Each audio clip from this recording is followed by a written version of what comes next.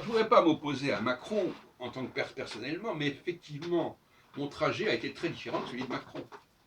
Parce que moi, à 26-27 ans, je rassemblais des personnalités autour de moi. Je n'étais pas la France, ça, mais c'était une association, une structure professionnelle, etc. J'ai toujours été très à l'aise avec les gens qui avaient une certaine personnalité, qui avaient un certain ancrage, et j'ai toujours réuni autour de moi non pas des publics, mais des personnalités. C'est-à-dire que mes colloques n'étaient pas ouverts au public, ils étaient ouverts à des dizaines, des dizaines de personnalités qui avaient des choses à dire. C'est ça qui m'intéressait. Alors, à l'encontre de cela, des gens comme Yves Le Nob, par exemple, c'est un peu le Macron de l'époque, puisque lui, il a voulu remplir les salles des colloques avec des élèves en astrologie. C'est un peu n'importe quoi, il faut dire les choses comme elles sont. Mais c'est une autre façon de procéder. Oui, oui, il y a ces deux politiques. Moi, personnellement, ces personnalités, j'étais beaucoup plus jeune que la plupart des gens que j'ai invités à mes colloques. Hein. Ce n'était pas du tout les petits copains, etc. D'ailleurs, on m'en a voulu à ce niveau-là. C'était des gens qui avaient marqué, qui avaient écrit, qui avaient des pensées structurées, qui avaient une assise, qui avaient une histoire, etc.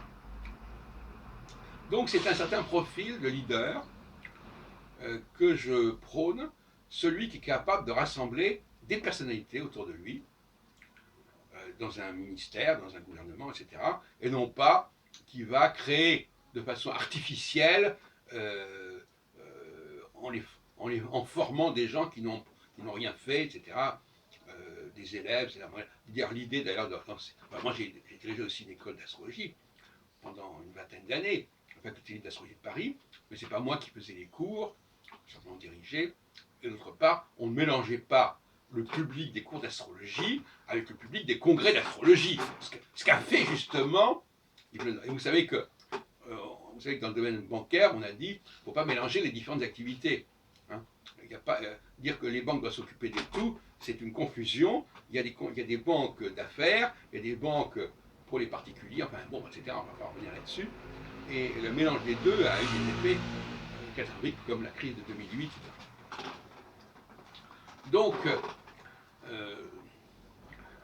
l'échec absolu de Macron, l'incapacité absolue de Macron et d'Édouard Philippe d'ailleurs à rassembler des personnalités fait que quelque part ce ne sont pas de vrais leaders.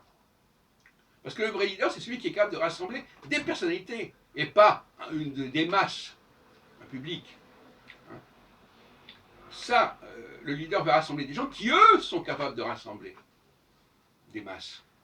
Mais lui, il est capable de rassembler les leaders. C'est un système à plusieurs. C'est ce qu'on appelle la démocratie indirecte par opposition à la démocratie directe. Et donc Macron, c'est quelqu'un qui aurait été un bon maire ou un bon président de région, mais pas un bon président public.